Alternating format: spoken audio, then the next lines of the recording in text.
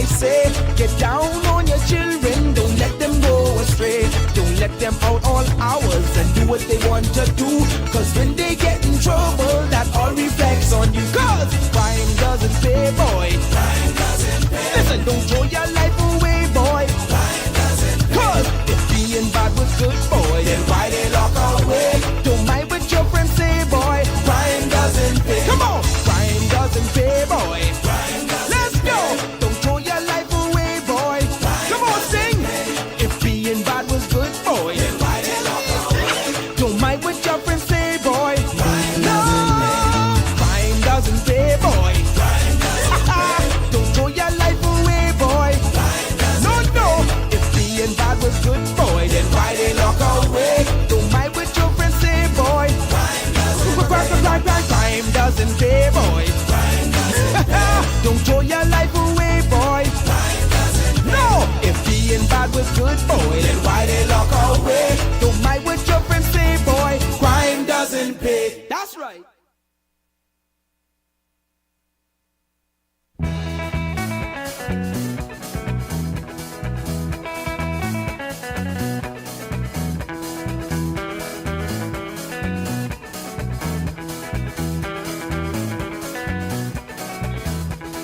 Woke up early one morning, kiss my mama goodbye. Going back to the island, I say, don't worry, mama, don't cry.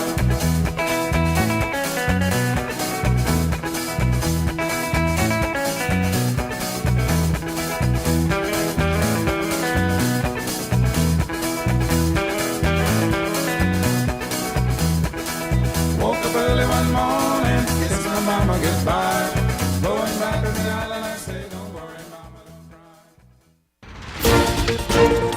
Tonight, Bahamians return from the Middle East. We've got the details coming up. Also, a man acquitted of sex allegations with a teen.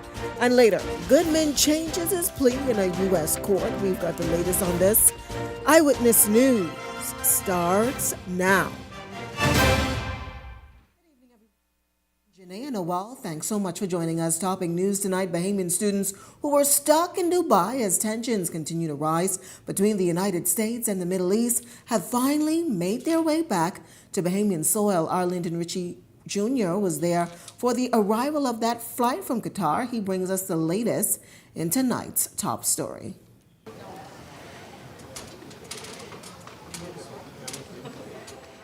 Hello, how you doing? Welcome home. How you feeling? Tears of relief covering the arrival terminal at the Lynden Pinland International Airport as Bahamian aviation students Asia Thurston and Brittany Ford reunited with their families amid the Middle Eastern geopolitical conflict. So I'm really thankful for the opportunity to be home to my family. We try not to think of the worst, but it's kind of hard when you could see it happening across the street. So the physical noise is loud, you hear the buildings shake, the windows shake. Thousands of miles away, the parents and grandparents of Ford and Thurston calling the experience their worst nightmare. Being uneasy about what's happening and speaking with them a couple of times a day, I was just praying that, they would get out. Very happy. I'm happy that the mummy's happy, the Lord's son.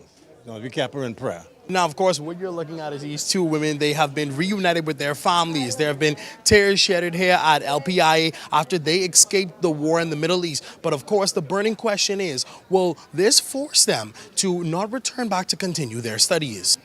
For me, no. However, it does need to come to, a quiet for sure. I don't really know how to feel because it's not the first time, but it's the worst that has ever been. So I don't know. But once it gets quiet, I'll feel safe. The defense system and the country never stop, so I know I'm safe there. Now, government officials confirming they will remain in communication with Qatar officials as the turmoil continues, hoping to get both ladies back in the cockpits very soon. Lynton Ritchie Jr., Eyewitness News. On to some other news tonight. A 60-year-old man who was accused of paying a schoolgirl for sex has been acquitted after the defense questioned the teen girl's credibility due to her varying responses after being interrogated on the matter. Vincent Ramming facing a charge of unlawful sexual intercourse after a 15-year-old girl alleged that he'd given her money for sex on April 18th of 2024. The girl making the allegations after her mother questioned her about where she'd gotten that money from. According to the evidence, evidence, the daughter initially claimed that she had found the money on the bus and then later claimed that she'd been saving her lunch money. But she later said that she had, quote, begged the man for money and juiced him after her mother didn't believe her explanations about the source of the money. With no other evidence to support the allegations, defense lawyers Cassie Bethel and Tamika Roberts says the jury could not believe the teen's account.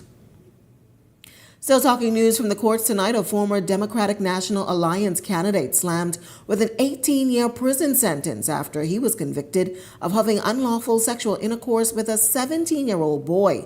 51-year-old Marlon Newton was unanimously convicted of 2 counts of unlawful sexual intercourse with a minor of the same sex last August. Newton took the teen in after his mother put him out in March of 2019. The witness said that he had consensual sex with Newton shortly after moving into his trailer home. The teen said he moved out because Newton required sex in exchange for his board. However, the teen was forced to reach out to Newton again in August of 2019 after he fell out with a new roommate. This time, the teen said that Newton had sex with him against his will. Both acts were illegal as their age for consent for the same-sex relationship is 18. Well, a Bahamian man who was initially facing trial in the United States after pleading not guilty has changed his plea tonight, confessing to the drug-related charges. Malcolm Goodman, a business partner of the former National Security Minister Marvin Dames, had pleaded not guilty last week to possession of intent and importation of a controlled substance after his arrest in Florida on February 11th. The change in plea comes after U.S. authorities revealed that Goodman owned up to the crimes after he was busted on board a 45-foot vessel that was registered under Dames' name. U.S. authorities, in a sworn affidavit filed last month, also said roughly 200 kilograms of cocaine were found on the boat and that Goodman admitted that he was solely involved in the smuggling. Goodman is an experienced boat captain based in Eleuthera. He entered into a business partnership with Dames, the F&M's candidate for Mount Moriah, in 2024. After his arrest, Mr. Dames confirmed that he and his wife had a business arrangement with Goodman in 2024, but said neither he or his wife had any knowledge or involvement or benefited from alleged unlawful activity connected to this case, and that they did not authorize, participate in, or sanction any criminal conduct. It remains to be seen whether Dames will be let off the hook given Goodman's guilty plea, a story we will continue to follow tonight. Meantime, a 20-year-old man has died after falling from the back of a truck in San Salvador. The police say the incident happened shortly before 4 p.m. on Wednesday near the San Salvador International Airport. The young man reportedly fell from the vehicle and suffered serious head injuries. Authorities say he was initially taken to the local clinic before being airlifted here to New Providence later that evening for medical treatment. Police confirming that the 20-year-old succumbed to his injuries in hospital. Investigations into this incident are continuing tonight. The driver of the truck, who was traveling with 2 passengers in Cockburn Town, has officially been warned of prosecution. Officers from the traffic division are expected to travel to San Salvador as investigations continue. Meantime, a man in serious condition in hospital tonight following a violent dispute between rival rental operators on Paradise Island. Police say the incident unfolding shortly after 4 p.m. on Thursday when 2 men who operate a rental company reportedly became involved in a verbal dispute with a third rental operator over a customer. According to preliminary reports, the 2 men reportedly left the area on a Yamaha scooter but were allegedly followed by a third man driving an ATV. Police say the situation escalated when the ATV collided with that scooter, leaving one of the riders seriously injured. The second rider reportedly avoided the collision, but during the altercation allegedly struck the third man in the head with a stone. The injured rider taken to hospital. He remains in serious condition tonight, while the man who was hit in the head was advised to seek medical attention. Police say a 26-year-old man has since been taken into custody as investigations continue tonight. Well, on to some other news from the political arena. The nation's chief responding to that direct challenge from Free National Movement Chair Dr. Dwayne Sands to ring the bell, Sands telling Eyewitness News that the government should, quote, stop playing games with the Bahamian people, urging him to call the general election. Davis today hinting that the date is near, arguing that he's not intentionally trying to hide the date of the election, while cautioning Sands and the Free National Movement to be fair. Did they ever let election day known? Let's ask them that. Thank you, sir. I'm not withholding it. Read the tea leaves. Meantime, a senior member of the Free National Movement weighing in on the party's position as the country inches closer to the next general election, while also sharing her view on what it will take for the Free National Movement to connect with voters and remain competitive at the polls. Our Laurencia Smith has the details tonight. I think they have a strong chance to win. I think it is an uphill fight. That's Dame Janet Boswick offering her assessment of the Free National Movement as the party heads into the 2026 general election. The veteran politician has long been a strong supporter of the party, having represented the FNM in Parliament for the Yamacross seat from 1982 until she lost in her re-election bid in 2002. In recent times, there have been reports of alleged internal divisions within the party. However, Boswick told a local daily in the past that the FNM must unite if it hopes to defeat the Progressive Liberal Party. When asked whether she believes the party is united, she says majority of the members are. I think there is a small percentage which have decided to go outside the party, and that is not good. It's always better that you have unity. We do not have unity, but do we have a force which can be effective and which will be effective? We do have that. During the snap election, the FNM secured 7 seats. Since then, that number has dropped to 6 after Iram Lewis joined forces with the Coalition of Independents. Meanwhile, Kalani MP Dr. Hubert Minnis, although still listed as an FNM MP, has announced that he will be running as an independent. Dame Janet says the former leader is executing his right to make his own choice. That he has decided to do that. But it is his decision to make. Dr. Minnis made great contributions to our party and to the country. I hope that whatever he does not in any way take away from the legacy which he has created. And as the country moves closer to the next general election, some political voices suggest that the FNM may have lost part of its base. Dame Janet argues that the caucus has not lost its base. Its base has been affected, but at the same time, it has gained support.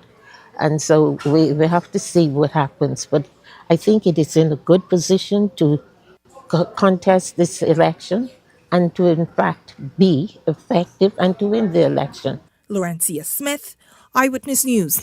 On to some other news tonight. Members of a newly formed Physicians Association looking to the government for answers as they say doctors haven't received NHI payments in months. Our Danielle Dean is on the story tonight.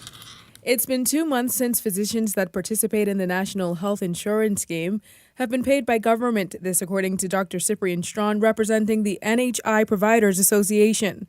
Outlining their frustrations, he claims members have had to use their own resources concerning patient care, a practice he says is simply not sustainable. Previously, when we signed up, we couldn't see a patient until they were paid for from the month in advance. And it's a small amount, and what they tell us, well, you're going to have 2,000 or 3,000 patients, 2,000 patients, so it's okay to have this small amount that we're going to pay you per month. But in recent times, what they have done is they have added patients to our list, and they say, we are not paying you for these patients. When they come in, send us a note that they have come in, and then we'll add them to your payment list after they have come in. And when we ask them, well, you're behind 2 months already. You're sending people that you're not paying for in advance. When do you hope that you will start paying for these new patients that you want us to see? Association President Dr. Denotra Archer Cartwright read a detailed letter addressed to the Prime Minister, expressing within the next 2 weeks they hope to sit down with him to forge a path forward. We have put a lot of resources into making the National Health Insurance Program successful. The government's own strategic plan says that it's the #1 health product in the country. So we are serving the Bahamian people, and we want to continue serving the Bahamian people. And we don't want policy, simple things to push physicians out of being able to care for their patients. The news, however, catching the Prime Minister by surprise when asked today. He says there's no justifiable reason why they haven't gotten what is due. Well, I've just been hearing about this, so we're looking into it. I mean, I don't know why or what the reasons for it, but we look into it and see what it is. But these bureaucratic issues impacting issues of payment continues to plague the system. I'm still trying to get my head wrapped around it. It's frustrating why payments are not being made when there's no reason for it not to be. There's always some glitch in the bureaucratic process. Still, the doctors insist they have remained committed to the program for the sake of healthcare in the country. But they say some providers have already walked away from the plan, citing back pay delays and what they describe as illogical policy changes by the government. And while they remain in the program for now, they warn that leaving the NHI scheme is still on the table. But to answer your question, we don't have a public planned statement to say that we are withdrawing services because they're not paying us. Okay. Not at this time. Danielle Dean, Eyewitness News. Well, the National Health Insurance Authority Managing Director and CEO Christy Butler responding to those doctors today, claiming that while the authority takes timely payment of its providers very seriously, NHI is fully funded by the government and can only operate within its current fiscal realities. Additionally, Butler says the group of physicians and their proposed union is not recognized under the Industrial Relations Act, noting that doctors are not NHI employees but independent and private contractors. She added, under the NHIA legislative framework, an official body already exists, and that the authority will only operate strictly within those clear statutory structures, calling engagement with the, quote, subcommittee members bilateral and enabling of open discussion of policies, provider concerns, and opportunities for the program. Switching gears tonight as government looks to ensure land titles for residents. A Boseytown resident says she's pleased that government has taken the steps to address some long-standing property issues in the community. However, she's suggesting tonight that there's still some concerns. Our Laurentia Smith has more. A longtime resident of the Boseytown community, Darnell Dorset, is raising serious concerns over the recent Boseytown resolution presented in the lower chamber by Housing Minister Keith Bell. Dorset called the resolution flawed and defective, saying she grew increasingly alarmed after reviewing the agreement between the Treasury of the Bahamas and Harold Road Properties Limited. She says the detail leaves residents worried about the future of their rights and land. Is limited. And as I read the resolution, I noted at page 3 a glaring omission of all of the names on this document. Name of John Nesbitt, Hayden A. Dean, Lorraine Clark, Rosemary DeVoe, John Wendell Archer and Samuel Spurgeon Archer, and Ruby May Ford. This is the Court of Appeal ruling of Justice Emmanuel Osadabe that gave the people of Boseytown a better possessory right to the land than anyone else, including the Harold Road Properties Limited. Dorset explains Section 25 of the ruling. The appellants, by reason of adverse possession of their respective parcels of land in a manner pleaded for periods in excess of 30 years, have now acquired such possessory title to those parcels of land as would defeat the respondents who would have been the Harold Road Properties Limited certificate of title in respect of those parcels of land. Put in another way, whether or not the commencement of acquiring petition stops time running in favor of a petitioner against a person in adverse possession during the currency of that petition, and who is either not a party to or has not been served with notice or copy of the petition and made party to the petition. That issue was not dealt with by the trial judge and warranted a full trial of the action. Now, in a letter to the Minister of Housing dated March 5th, Dorset raised several questions surrounding the matter, among them whether the government of the Bahamas intends to hand over 148.95 acres of land to residents whom the Court of Appeal of the Bahamas found to be the rightful adverse possessors of the Bosine town for more than 60 years. She further expressed her frustration over the resolution. Include my stepfather, Reverend Hayden Dean, who is now deceased. Not include Mr. John Nesbitt. These people, or they are our ancestors, were the persons who cut through the thick bush up the hill, Bosine Town Hill, in order to get there. Also, they farmed the land for over 10 years before they purchased the land. And then they built their homes with their own hands. And now to have this government, PLP government, omit these very same people. Bell shared that government is making strides toward ending decades-long land disputes for Bosine Town residents. Bell also gave notice to the Parliament of the resolution seeking the approval to acquire land titles in the community for $10. Now, attempts to reach the housing minister on this matter was unsuccessful. Upward to News Time. Laurentia Smith, Eyewitness News. Well, major changes could soon be on the horizon for the country's education system. Education Minister Glenys Hannah Martin says the government's new education bill, designed to modernize the sector and better prepare Bahamian children for success from an earlier age. The proposed legislation would lower the compulsory school age to 4, formally regulate homeschooling, require mandatory accreditation for private schools, tighten fiscal oversight for public institutions, and introduce a national curriculum with measurable learning outcomes.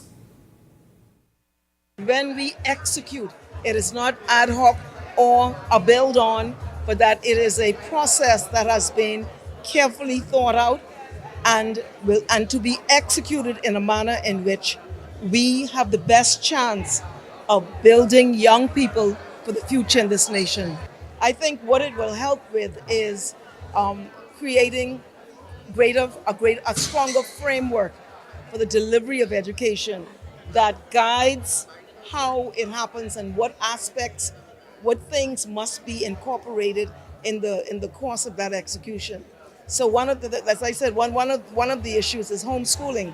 We have homeschooling, but this legislation, I believe, for the first time, develops standards and a framework for homeschooling, and that's to ensure that there are no issues as it relates to students that are not attending school but are receiving instruction in their home.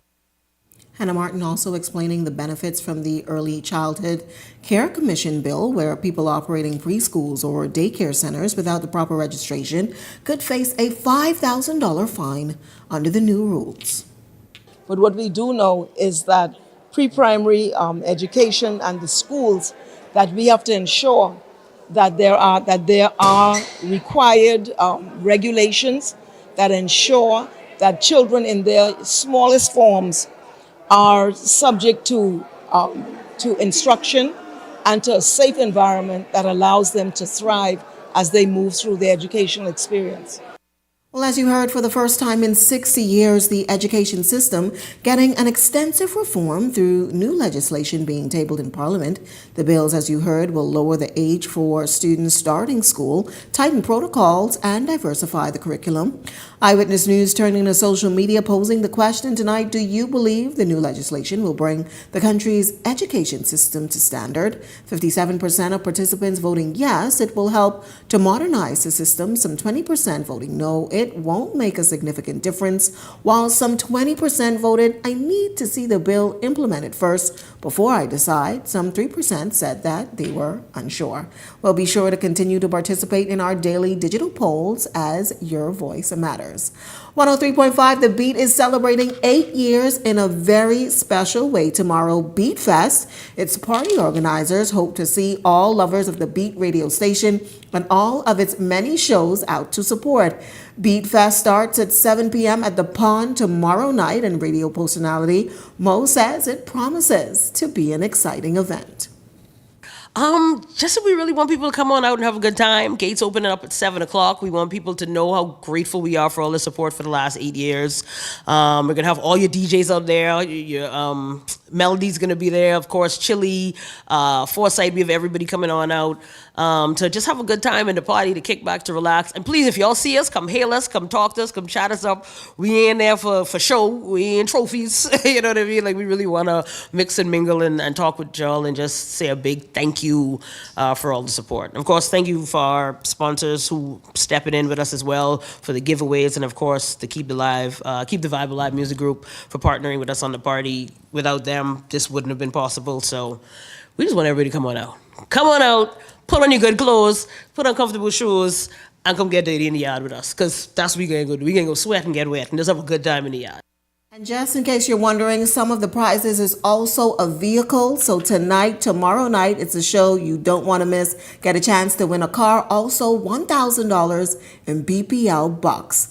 Be sure to stay tuned to more information and social media pages on 103.5 The Beat. Well, we've just added another access point to make sure that you're up to date with all of the latest news. You can follow Eyewitness News, our new WhatsApp channel. Scan the QR code on your screen or visit our social media pages for a direct link. While you're there, don't forget to follow Eyewitness News on Instagram and Facebook.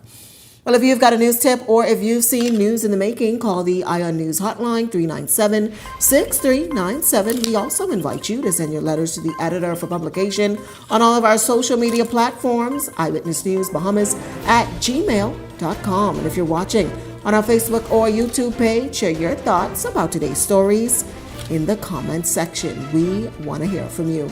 We're just getting started in Eyewitness News tonight, but when we come back, officials still making promises on that PMH project. We've got that story coming up.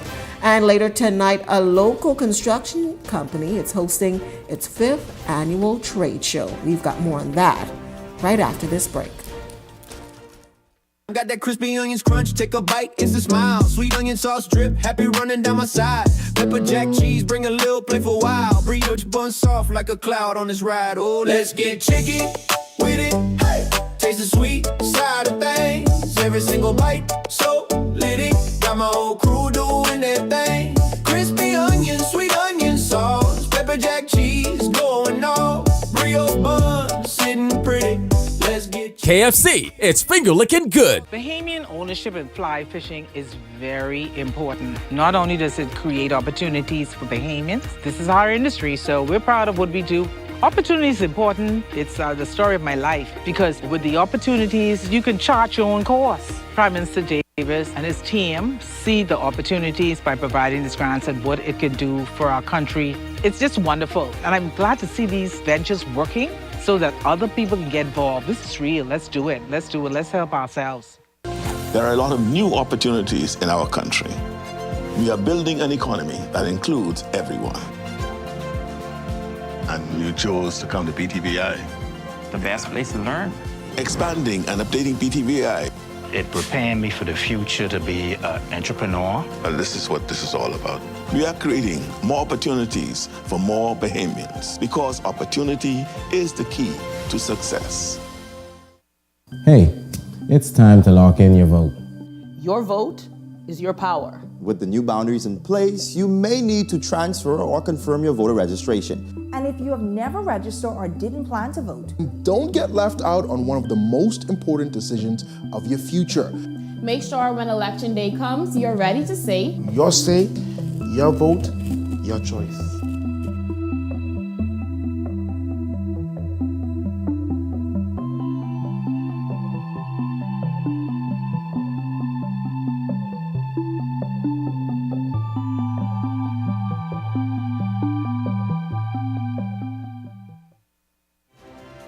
This segment of Eyewitness News is brought to you by EV Motors Fleet Sales Division. For 2026 commercial vehicles, call 821-2403 today. Welcome back. Here's a look at your Eyewitness News gas tracker. $5.45 at Esso tonight. $5.31 at Bowles, Rubis, and Shell. Those are your local prices at the pump. Welcome back. You're watching Eyewitness News. Well, renovations at the Accident and Emergency Department at the Princess Margaret Hospital nearing completion. Health and Wellness Minister Dr. Michael Darville says the project, which began in 2019 under the Minnis administration, now in its final stages, with the A&E department expected to be fully accessible within the coming weeks. I'm so pleased that we are now finally occupying the accident emergency through a strategic program put in place by our emergency medicine specialists at the accident emergency. Patients are already accessing that part of the accident emergency, but we made a commitment that we would do the occupancy in stages to make sure that everything was in the right place. The entire occupancy of the newly renovated accident emergency is scheduled to be completed on the 23rd of this month. And I'm excited about it because you notice the fence has now been removed to that portion, and we are now seeing patients from the main emergency area, and that will expand over the next couple of weeks until we're able to shift a lot of the movement from the main entrance to the emergency room where it was all destined to be. Also sharing that while the renovations have exceeded its initial budget, the upgrades are expected to significantly enhance healthcare delivery in the Bahamas. Overall cost of the renovations, I cannot give you the amount, but I can say this. As a result of change orders, it has ballooned way above the contractual agreement that was initially signed when we broke ground for the renovations. Millions more. This would mean better quality services in a very well renovated space, to be able to triage our patients better and to have the flow that we need to move patients that are critical, to move pediatric patients, and to address those emergency cases in the various different sections of the A&E.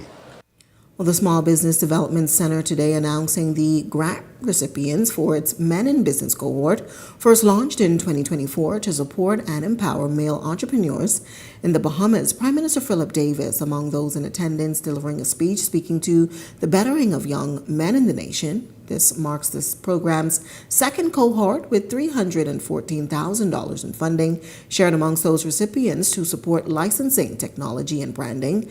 Executive Director Samantha Roll touting the highlights of the program. So the program was structured, of course, with all of our programs to incorporate a training or capacity building element. We also went ahead and we did a trade show format where we allowed a number of vendors, our partners, stakeholders who've been with the SBDC for a number of years in this fight to ensure that small businesses maintain and consistently garner the support that they need to either start or grow their businesses. This particular moment is when we are so excited to celebrate those 34 awardees who will be receiving up to $10,000 in grant funding towards their businesses. We're also sharing that the cohort includes men from a range of industries, including food and beverage, landscaping, construction, and technology. The program received nearly 200 applications, emphasizing that individuals should continue to apply as the SBDC has additional business funding on the horizon. These 34 does not say that the remaining weren't viable businesses. What it says is that try again. Because it's so competitive, there's only so much of our budget and resources we can give at any given time. We do anticipate launching a third cohort.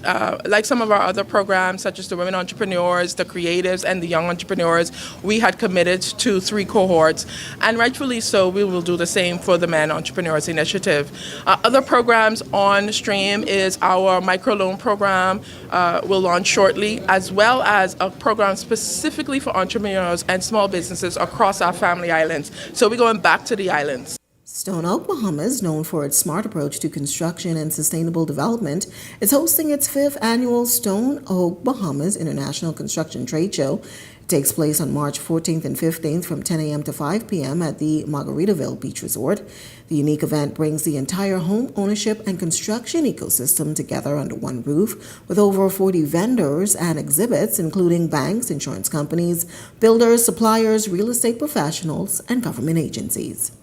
It's for any and everybody. If you're thinking about a home, if you're already a homeowner and you want to turn your home into a smart home, it's really an ecosystem with over 40 vendors and everything you need under the sun for your pathway to home ownership. We hold your hand and walk you through. There are going to be giveaways. So if you bring your plans, like art development is going to be given away. Anyone that brings a 3-bedroom, 2-bath house plan that we can get, you have a chance to win. We're going to have a raffle. You have a chance to win that for your foundation. The whole all the rebar for your foundation for 3-bedroom, 2-bath home. But you got to get there early. Well, the Utilities Regulation and Competition Authority, or IRCA, also expected to be a vendor at the event. And we're going to have members of our electricity sector team there to answer all of your questions about renewable energy. Obviously, a part of the focus of this trade show is for people who are looking to do new construction, people who are interested in buying or building their first home or a new home. And that's a perfect time to have the conversation about how do I build renewables into that? How do I get my solar panels installed, things like that. So we're going to have all of the experts available to talk with anybody who's interested in setting up solar for their home. They can come out to the trade show. They can talk to one of our electricity sector team members and get all of the information they have. We have some nice pamphlets that kind of outline all of the different areas of it. So even if you're on the commercial side and you're looking to do larger scale renewables, you'll be able to find out about that as well. Well, the Wine and Food Festival back tonight for its third day. It's a taste of paradise kind of night. Rebecca Bain is in the middle of all the action at the Atlantis Paradise Island Resort. She joins us live now on location. Rebecca, I think we're still... Third night of New Providence Wine and Food Festival hosted right here at Atlantis. And I can tell you the crowd is already building up. We are getting a taste of paradise here tonight. And I do want you to take a quick look behind me. We already have locals already coming in. We have tourists already coming in. And they're trying the various booths that we have here. And we are expecting some great wine and food. But speaking about food, I do have owner of Tropical Gyro here with me, Kevin Comer. And Mr. Comer, can you tell me a bit about what Tropical Gyro is cooking up tonight to give us a taste of paradise? Well, thanks for asking. What we're doing everything lobster tonight. So we have a lobster salad. We have a grilled lobster skewer with our famous sweet fire sauce on it, and then we have a cracked lobster with our peas and rice with our signature sauces. So I think that people will love it and enjoy it, and we're looking forward to giving all our guests here tonight a wonderful Bahamian experience and a true taste of paradise. Wow, that sounds really, really good. That sounds like a great meal, and I'll be making my way over sometime soon. But I also made some friends all the way from Philadelphia. We have Phil and his family that's visiting. And Phil, can you tell me a bit about your experience so far? I see you are already sipping on a cup of wine. It has been an extraordinary experience here. This is a collection of some of the greatest local chefs, some terrific international chefs. We actually got to sample Chef Kevin's lobster, and it's extraordinary. It's beautiful, spicy. All right. What a great night and a great weekend. So it sounds like expectations are already being met. And tonight we are also expecting local Bahamian artist KB to hit the stage tonight, and we are expecting a great time. And for those of you who are watching at home, I highly encourage you to make your way down so you can get a taste of paradise on Paradise Island. For right now, I'm Rebecca Bain, sending it back to you at the desk. Janelle. Thanks so much, Rebecca. We had a great week at Atlantis. Well, our Danielle Dean was on the town last night for night 2 of the Atlantis Wine and Food Festivals. It was tacos and tequila. She had a fun-filled night in this report. Well, there's only 2 words to describe night 2 of the Atlantis Wine and Food Festival, and it's taco heaven. We had a range from lobster to grouper to conch tacos, and we're just getting started. Come along with me as I go to the various stalls and enjoy the cuisine.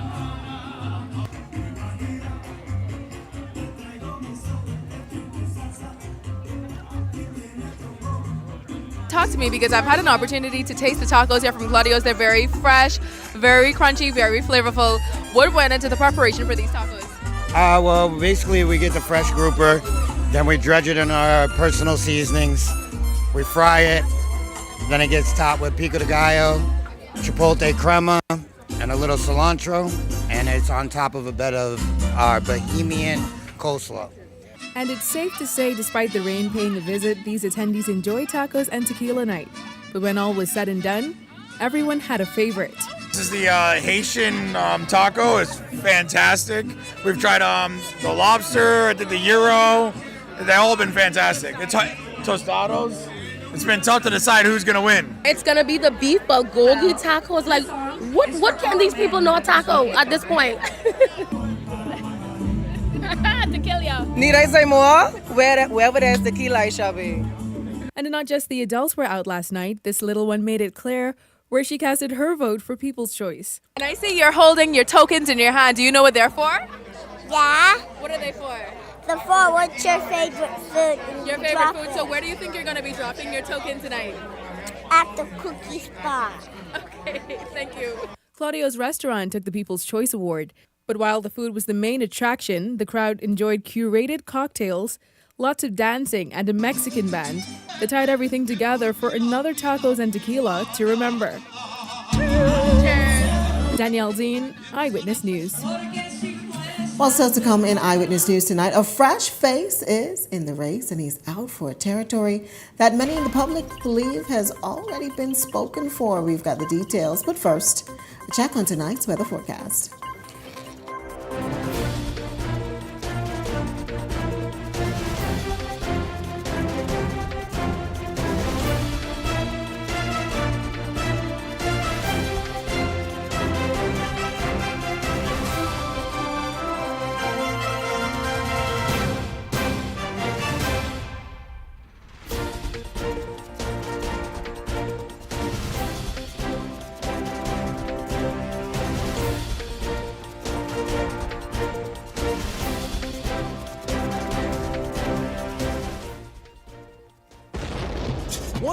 .5 is turning 8 years old. 103.5 The Beat and Keep the Vibe Alive Music Group presents The Beat Fest. It's a Bahamian musical experience on March 14th at The Pond. Doors open 7 p.m. sharp. Performing live, Shine, Stevie S, Mama D, Veronica Bishop, Funky D.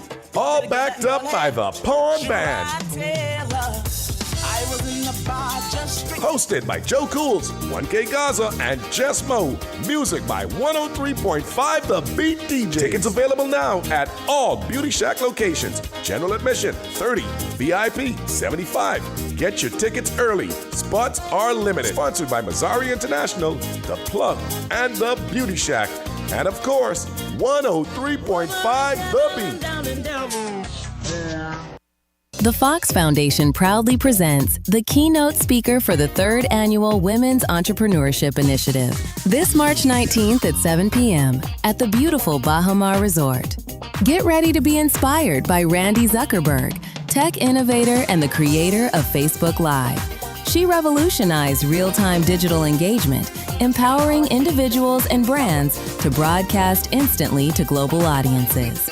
And now she brings that innovation and insight to the Fox Foundation's 3rd Annual Women's Entrepreneurship Initiative, March 19th at 7 p.m. at the Bahamas Resort.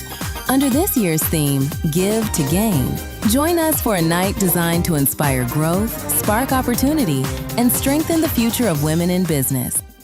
Play for fun, not for funds. In the Bahamas, we play hard, but we live smart. We love a little competition. A little excitement, a little thrill. And at Idle Luck, gaming is all about entertainment. Shared moments, celebrating the wins, and enjoying the experience. The key is simple. Play for fun, not for funds. When you set a budget before you start, and know your limits, you stay in control. And when you're in control, the game stays what it's meant to be. Fun. So play for fun, not for funds. Must be 18 and over. Island Luck reminds you that it's only a game, so please game responsibly. You're watching Eyewitness News. Welcome back. The candidate in the spotlight tonight says he's taking a mustard seed of faith in the 2026 election, and some suggest he may need it with the mammoth task ahead. Our Janelle Longley has more in this episode of Political Watch. Is it a pending showdown or a mere burst of ambition? Seabreeze, you decide at the polls whether Coalition of Independents candidate William Knowles has what it takes to steal your ex from the incumbent Member of Parliament, Leslia Miller-Bryce. He certainly believes he does. However, Ms. Miller-Bryce has done a good job at making herself in public or in the media, but I think people realize that her efforts, although they may have good intentions, they don't bring any real benefit or long-term benefit to the community. And I think they are looking at this election even at a more national level rather than a constituency level. That has been my feel on the ground. How he tells it, his plans are what the constituency needs. I would like to extend a program for our community. I believe that a lot of young persons in our community don't have programs to really help develop them. And what the country has been waiting for. The Shadow Minister of Finance, the Sovereign Wealth Fund is, I think, the mechanism where every single Bahamian will be able to benefit from the resources of our wealthy nation. And he says he has the record to prove it. I am a CPA as well, so I spent time in public accounting where we did auditing. So I am accustomed to going into environments, financial environments, and testing to see what is true and what is not true. Dreams like these, some might suggest, could be materialized without entering public office. So what made Thompson take the leap of faith? His wife and mother-in-law were arrested. She was arrested during the CARICOM convention when her and I think maybe 17 persons in total were arrested for standing on Goodman's Bay Beach. And on Election Day, the votes will tell whether Seabreeze believed enough in his plans to give him a chance, or despite his assertions, Miller-Bryce was in fact the majority pick, or whether constituents were ready for another new face in the Free National Movement's Trevania Clark Hall. But win, lose, or draw, Knowles says there's only one way he'd like to be remembered in this race. Well, I am a pastor. So above all, I want to be remembered as someone with integrity, a man who speaks and he does what he says, and one who represents the character of God and all that he does. Janelle Longley, Eyewitness News. Well, Paramount Systems Limited, we're gearing up for another voter registration drive. We're encouraging residents to get registered before the 2026 general election. And with reports from the nation's leader that the election could be called soon, you don't want to miss out on an opportunity to get registered. Join us and the team at the Edwin Smiley Building on March 21st. That's a Saturday next week from 10 a.m. to 4 p.m. So to come in Eyewitness News tonight, our Laurencia Smith has your latest check on sports right after this break. 103.5 is turning 8 years old. 103.5 The Beat and Keep the Vibe Alive Music Group presents The Beat Fest. It's a Bahamian musical experience on March 14th at The Pond. Doors open 7 p.m. sharp. Performing live, Shine, Stevie S, Mama D, Veronica Bishop, Funky D, all backed up by The Pond Band. Hosted by Joe Cools, 1K Gaza, and Jess Mo. Music by 103.5 The Beat DJ. Tickets available now at all Beauty Shack locations. General admission, 30. VIP, 75. Get your tickets early. Spots are limited. Sponsored by Mazzari International, The Plug, and The Beauty Shack. And of course, 103.5 The Beat.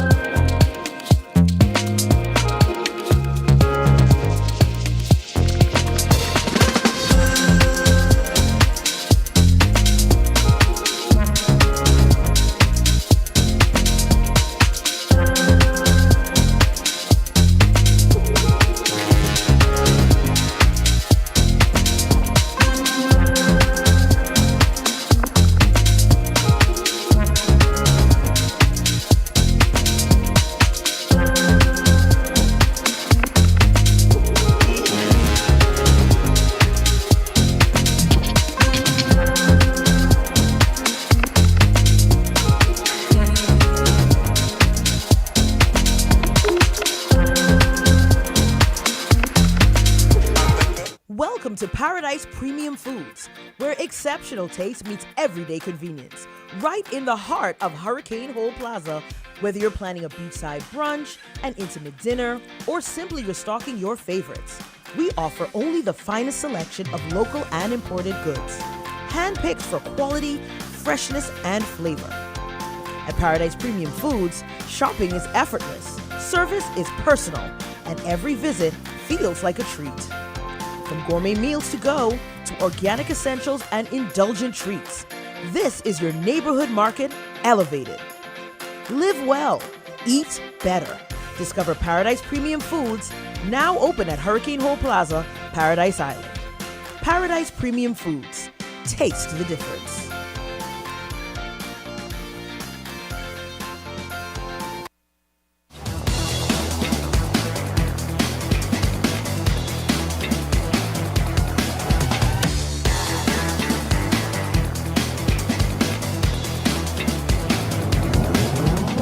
Eyewitness Sports is brought to you by 103.5 The Beat.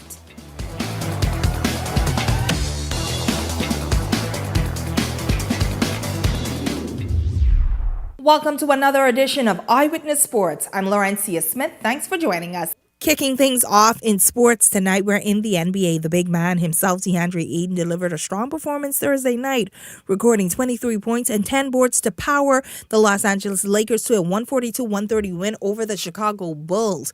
Ayton shot an efficient 10 for 13 from the field, adding 1 assist in 37 minutes of action as he posted his second straight double-double. The performance also marks his 20th double-double of the season, a milestone the 27-year-old center has reached in every one of his 8 seasons. However, a sore knee has limited Ayton's minutes since the All-Star break. Over the last 11 games, the center has averaged 10.2 points, 7.7 boards, and 1.1 combined blocks and steals in just over 24 minutes per game. Even with the reduced minutes on the court, Thursday night's outstanding performance shows that Ayton can still make major impact in the paint when healthy. Now, the Lakers are currently sitting in the 3rd seed in the Western Conference with a 41-25 win-loss record. Let's head on over to the East Coast with VJ and the Philadelphia 76ers, as once again they're dealing with a number of injuries that are affecting the outcome of their season, with a number of their key players on the bench. Last night, they fell to the number 1 seed, Detroit Pistons, 131-109, where our rookie had 10 points and 5 boards in 29 minutes of action, after posting his 17th 20-point game, helping the Sixers to beat the Memphis Grizzlies in a 139-129 victory after missing 3 games due to a bruised lower back. Now, the Sixers are currently sitting 9th in the East with a 35-31 win-loss record. Well, that's what's making sports at this hour. I'm Laurencia Smith. Stay tuned for more news on the other side of the break. Wealth should not only belong to a select few. At InvestStar, we believe the door should be open to everyone. We provide options for planning a better future.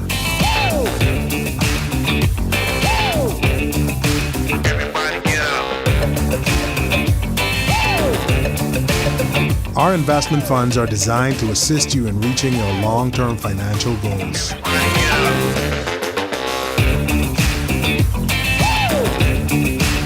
Let us show you how.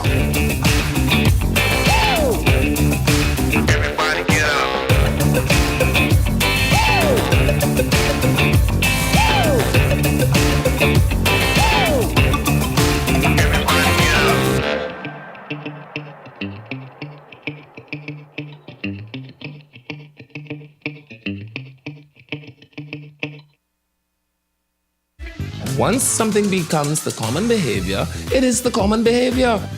When you operate at that level, personal emotions simply cannot float to the top. For the average normal person that goes to the store, things like that affect us.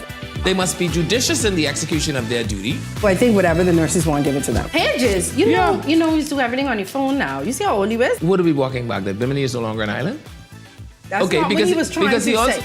Carla, I don't even know what breadbasket is anymore either. What do y'all people say?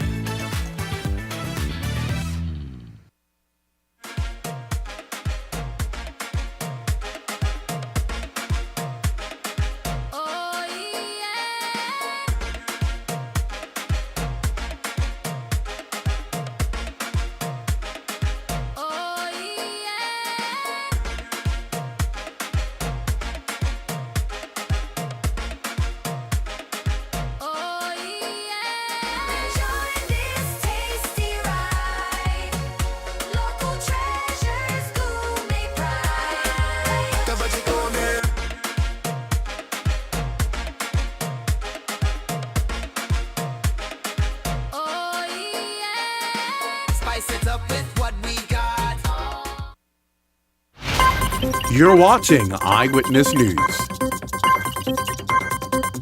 that wraps up news this Friday. Don't forget to check out 103 The Beat concert at the Pond tomorrow night, a show you don't want to miss. That's tomorrow night at the Pond. That wraps up news. Stay tuned for Beyond the Headlines with Shanique Miller. It's a look at all of this week's top stories and also your hot topics. That does it for us here at Eyewitness News. It's certainly been a pleasure having you in our company tonight. On behalf of the entire news team, I'm Janae Noel saying good night, be safe, and have a great weekend, everyone.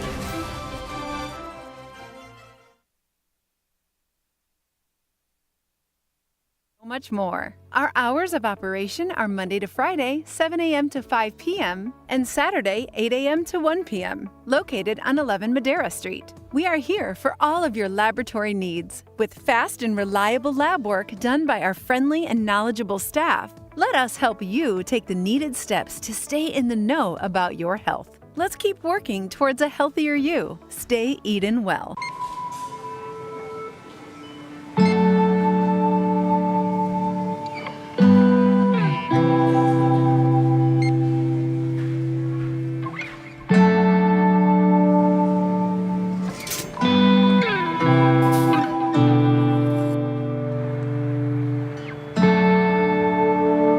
We all know there are ways we can help.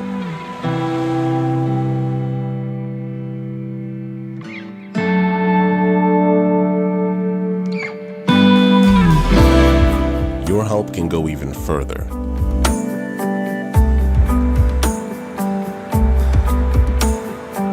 Be an everyday superhero.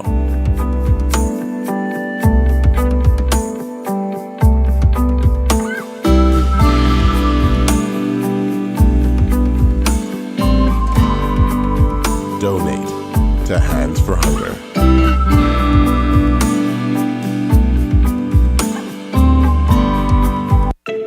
Tired of driving around from place to place just to get your car insured and licensed? Frustrated with the process of being back and forth from your insurance company to road traffic? Well, BMG Insurance Agents and Brokers just made insuring and licensing your motor vehicle as easy as 1, 2, 3. Step 1. Visit us at the Road Traffic Department, Section 1, Thomas A. Robinson Sports Stadium. At our office, you can purchase or renew your insurance or get your vehicle inspected. We at BMG Insurance Agents and Brokers represent major carriers. Step 2. See the professionals at Road Traffic to get your vehicle licensed. Step 3. Enjoy your day. Insure with BMG Insurance Agents and Brokers today, saving you time and money. Your one-stop shop for all of your insurance needs. Great rates, convenient, excellent service. For more information, call us at 322-2221.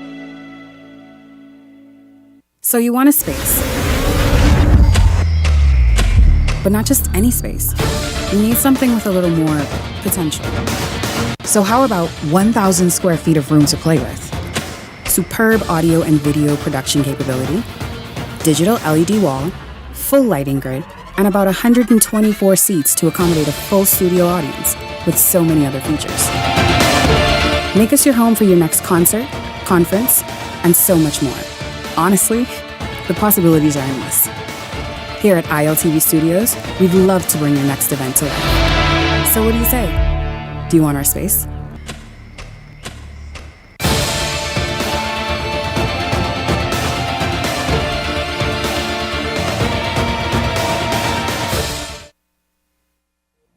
The thoughts, views, and comments expressed by the hosts, guests, and callers on Beyond the Headlines are not necessarily those of management, ownership, or production unit of the Verizon Media Group. Beyond the Headlines is a production of ILTV Studios and cannot be reproduced or represented in part or entirety without express written permission of the Verizon Media Group. Beyond the Headlines is the intellectual property of the Verizon Media Group. Copyright 2021.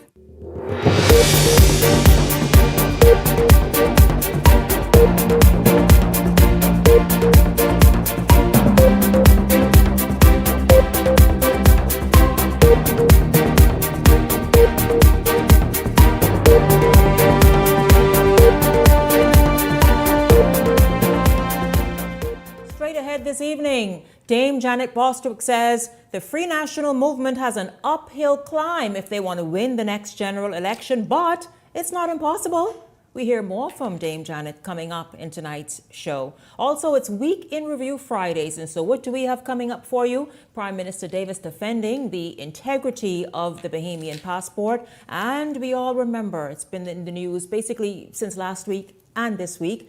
That's the Grand Bahama Port Authority and its standoff against the government. Well, we're going to revisit that town hall meeting that happened in Grand Bahama earlier this week. And a bit later tonight, we also have a new segment for you, a little fun on a Friday, just to cause us all, just to put a smile on our faces. And it is called Fresh Off the Campaign Feed. You get it? Yeah, the candidates and incumbents have been very busy on TikTok in particular, and they've been really getting the people's attention, causing people to smile, and also endearing themselves to you, the Bahamian public. We talk about that. This is Beyond the Headlines. Good evening. Week in Review Fridays. I'm Shanique Miller. It's great to have you along this evening.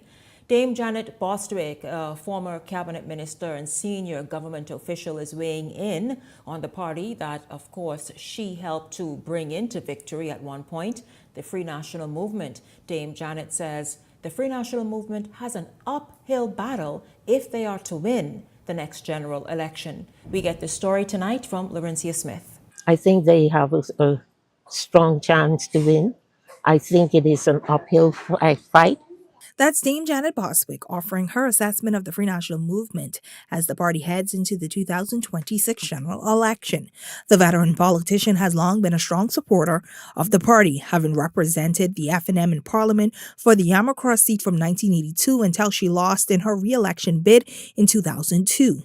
In recent times, there have been reports of alleged internal divisions within the party. However, Bostwick told a local daily in the past that the FNM must unite if it hopes to defeat the Progressive Liberal Party. When asked whether she believes the party is united, she says majority of the members are. I think there is a small percentage which have decided to go outside the party, and that is not good. It's always better that you have unity. We do not have unity, but do we have a force which can be effective and which will be effective? We do have that. During the snap election, the FNM secured 7 seats. Since then, that number has dropped to 6 after Iram Lewis joined forces with the Coalition of Independents. Meanwhile, Kalani MP Dr. Hubert Minnis, although still listed as an FNM MP, has announced that he will be running as an independent. Dame Janet says the former leader is executing his right to make his own choice. That he has decided to do that. But it is his decision to make. Dr. Minnis made great contributions to our party and to the country. I hope that whatever he does not in any way take away from the legacy which he has created. And as the country moves closer to the next general election, some political voices suggest that the FNM may have lost part of its base. Dame Janet argues that the caucus has not lost its base. Its base has been affected, but at the same time, it has gained support. And so we have to see what happens. But I think it is in a good position to contest this election and to, in fact, be effective and to win the election. Laurencia Smith, Eyewitness News. Well, there we heard it, Dame Janet. Of course, she's been Member of Parliament for the constituency of Yamacraw for, I think, all her political life and served in many different levels in terms of cabinet ministers, including Attorney General, Minister of Foreign Affairs even. And so, of course, she when you hear her thoughts and her views, you pay attention because here's somebody who knows what she speaks. Well, we are going to, can you please turn that off, whatever that is right there. Thank you. We're going to get into it right there this evening. Welcome to Beyond the Headlines. Beyond the Headlines contributors, Leslie Miller, Ellington Ferguson. Good evening to both of you all. And hey, happy Week in Review Friday evening, guys. Well, good evening, Shanique. Good evening, Bahamas. Thank you once again for having me. It's a pleasure to be here.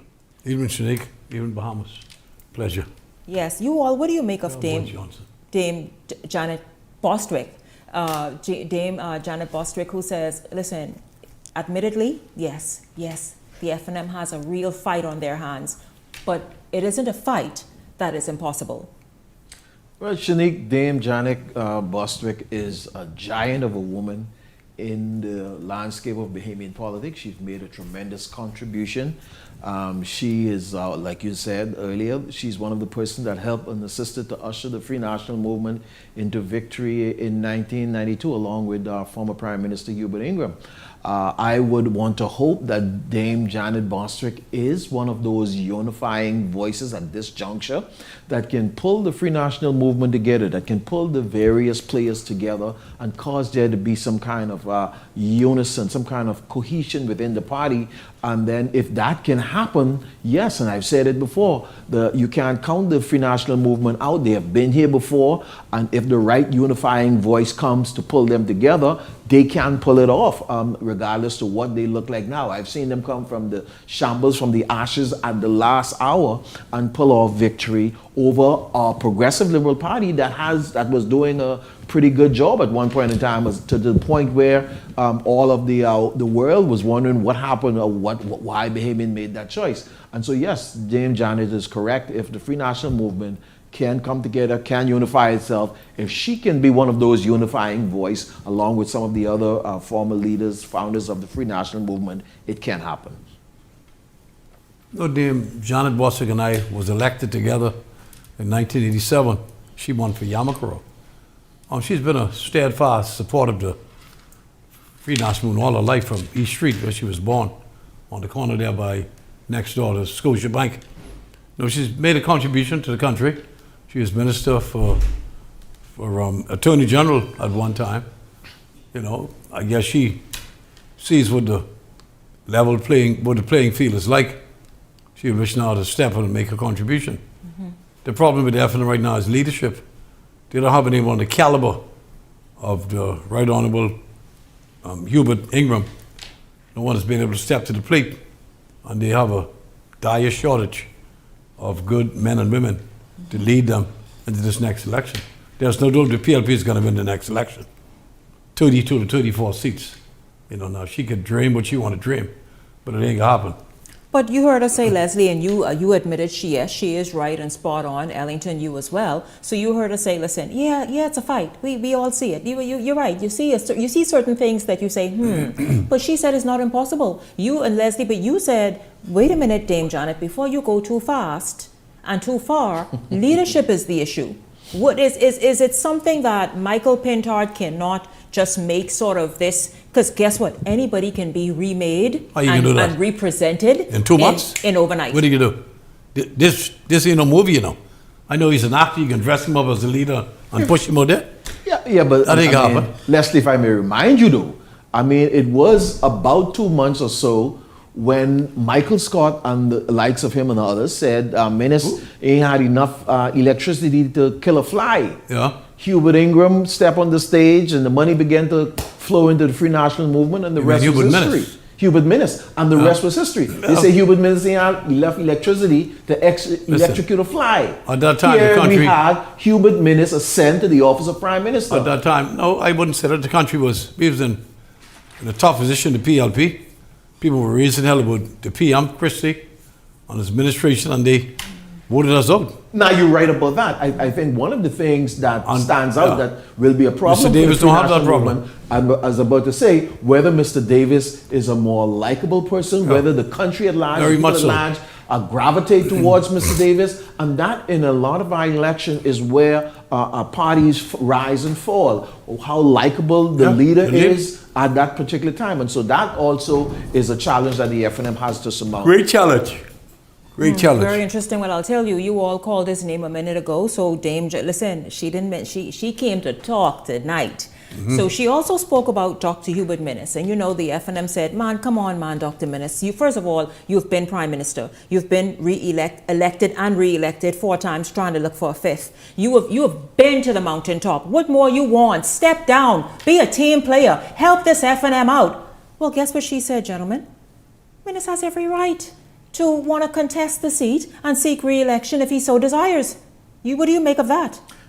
My thing is, she is absolutely correct. My thing is, if this was about playing, being a team player, and you're looking to win the next general election, here is somebody that, fine, he's not going to be prime minister.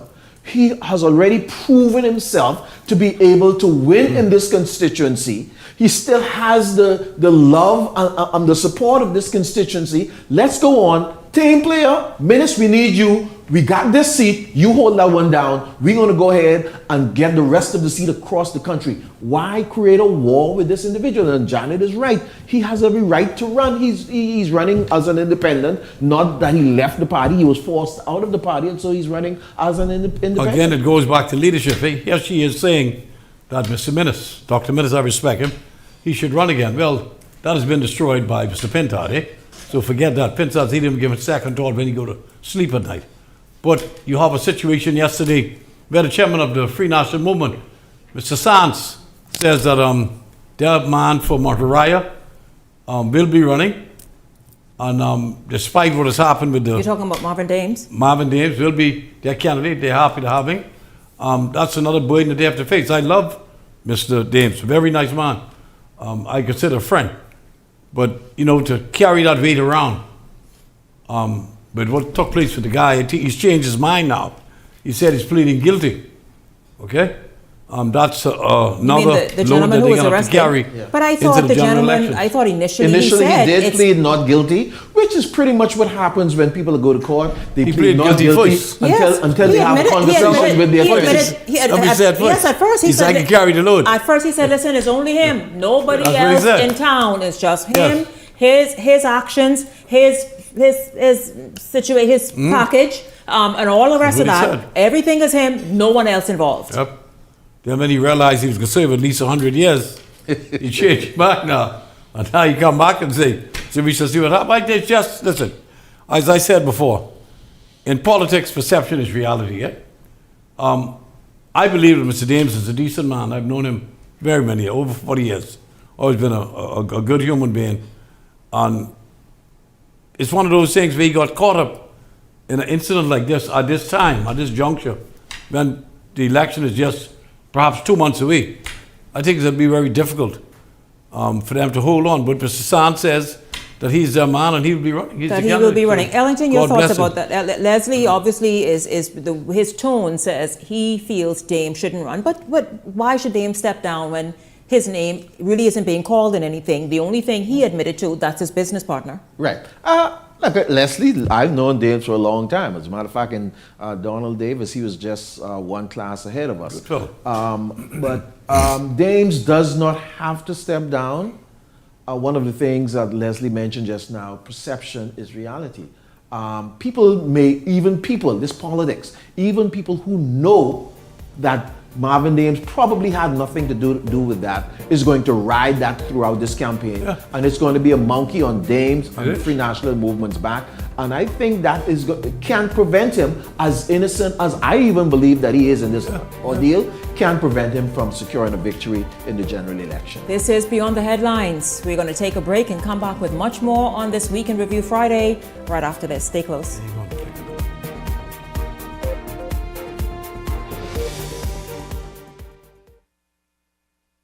Hey, it's your boy Charlie Bahama here at Superwash, Superwash's newest spokesmodel. And I'm here to tell you about Superwash's large capacity washers and dryers for all your big loads. I know I see that Charlie Banana coming here just now. Uh-oh. Luckily, it's also big enough for me to hide it. I thought he was right over here where these large capacity washer and dryers is.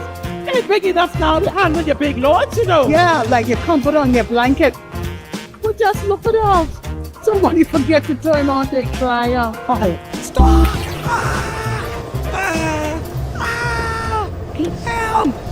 You hear something? Yeah, that's the sound of clean. Superwash washes you, presses you, and entertains you 24/7. The Fox Foundation proudly presents the keynote speaker for the 3rd Annual Women's Entrepreneurship Initiative, this March 19th at 7 p.m. at the beautiful Bahamas Resort. Get ready to be inspired by Randy Zuckerberg, tech innovator and the creator of Facebook Live. She revolutionized real-time digital engagement, empowering individuals and brands to broadcast instantly to global audiences. And now she brings that innovation and insight to the Fox Foundation's 3rd Annual Women's Entrepreneurship Initiative, March 19th at 7 p.m. at the Bahamas Resort. Under this year's theme, Give to Gain, join us for a night designed to inspire growth, spark opportunity, and strengthen the future of women in business. Play for fun, not for funds. In the Bahamas, we play hard, but we live smart. We love a little competition. A little excitement, a little thrill. And at Idle Luck, gaming is all about entertainment. Shared moments, celebrating the wins, and enjoying the experience. The key is simple. Play for fun, not for funds. When you set a budget before you start, and know your limits, you stay in control. And when you're in control, the game stays what it's meant to be. Fun. So play for fun, not for funds. Must be 18 and over. Island Luck reminds you that it's only a game, so please game responsibly. 103.5 is turning 8 years old. 103.5 The Beat and Keep the Vibe Alive Music Group presents The Beat Fest. It's a Bahamian musical experience on March 14th at The Pond. Doors open 7 p.m. sharp. Performing live, Shine, Stevie S, Mama D, Veronica Bishop, Funky D. All backed up by The Pond Band. Hosted by Joe Cools, 1K Gaza, and Jess Mo. Music by 103.5 The Beat DJ. Tickets available now at all Beauty Shack locations. General admission, 30. VIP, 75. Get your tickets early. Spots are limited. Sponsored by Mazzari International, The Plug, and The Beauty Shack. And of course, 103.5 The Beat. This segment is brought to you by EV Motors Fleet Sales Division. For 2026 commercial vehicles, call 821-2403 today. Yeah, listen, you all, during the break, we got into the passport argument, and here's it. So let's pick it up right from there quickly. Amid all of this, you see Ellington, that's Ellington and Leslie, you here, talking about that, and as many of you are as well, people are angry about the fact that these fraudulent cases. Now, you remember this week I had Nicholas Simonet, the chief passport officer, on the show. We'll hear Very from good him. man. But yes, he is. But first, here is Linton Ritchie with the Prime Minister vowing that the passport remains a document of great integrity. Prime Minister Philip Davis insisting that there's no threat to the credibility of the Bahamian passport. This despite a number of recent court cases involving foreign nationals found with fraudulent passports and other government identification documents. Eyewitness News asked the nation's leader whether the growing number of fraud cases is a cause for concern and if such schemes could damage the passport's international reputation. I don't think it's a threat per se, because the amount that we are talking about has not been that great. Earlier this month, 2 Haitian nationals, ages 18 and 59, were remanded to prison after one of the men was caught at the country's main gateway with a fraudulent passport in February. Prosecutors also alleged that the same document was used to obtain a false voter registration card. In a separate matter, a man already before the courts on sexual assault charges involving 2 teenage schoolgirls is also being prosecuted for allegedly obtaining a fraudulent NIB smart card and driver's license. And in February, another Haitian national was sentenced to 2 years in prison after admitting to possession of a false passport along with a fraudulent voter's registration card and NIB smart card. With multiple people now charged and some already sentenced, the Prime Minister says authorities are actively dealing with the issues. We are troubled, and I know that the police has taken note of this, and they are looking at how best to defend against this.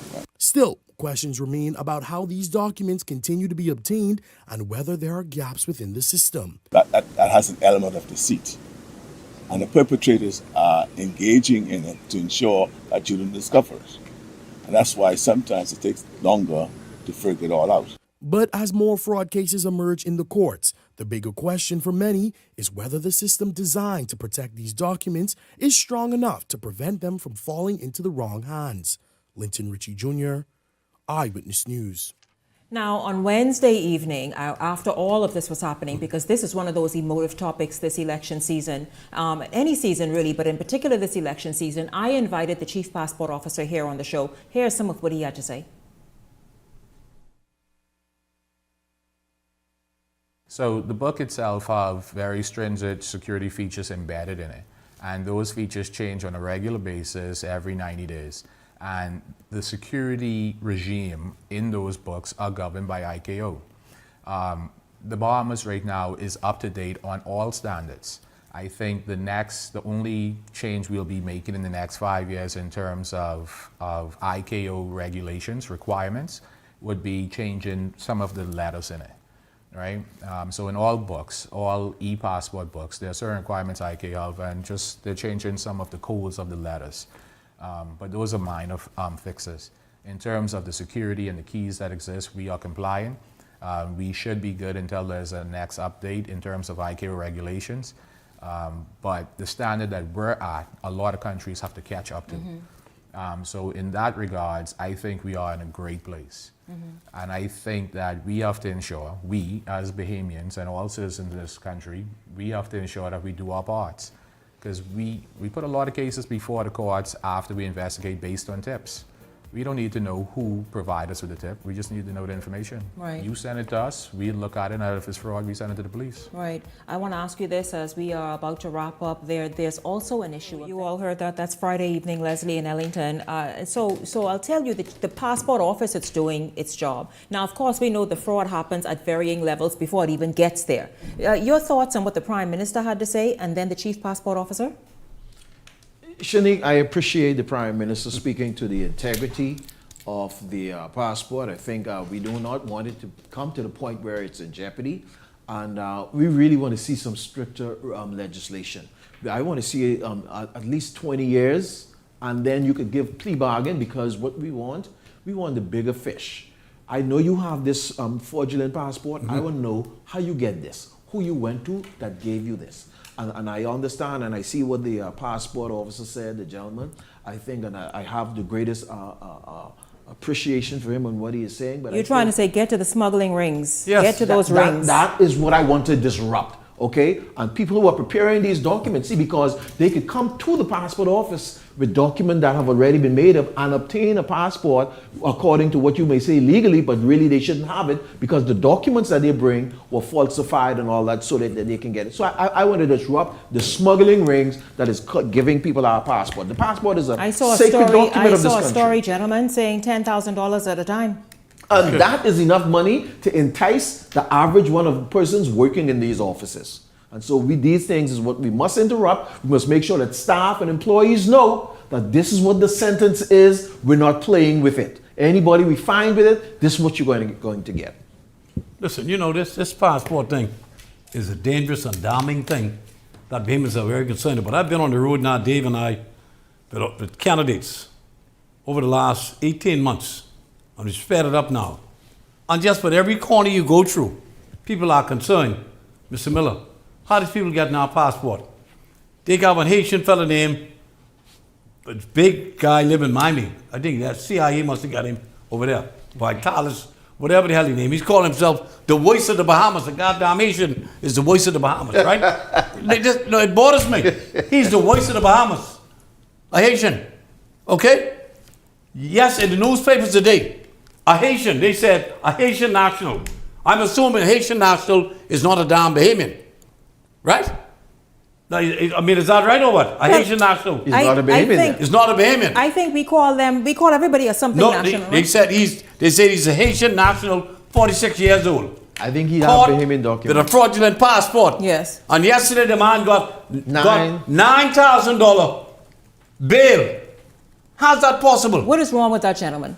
Why the hell you could take my passport that belonged to me as a Bahamian citizen? That's the only thing I got in my life to say that I'm a Bahamian.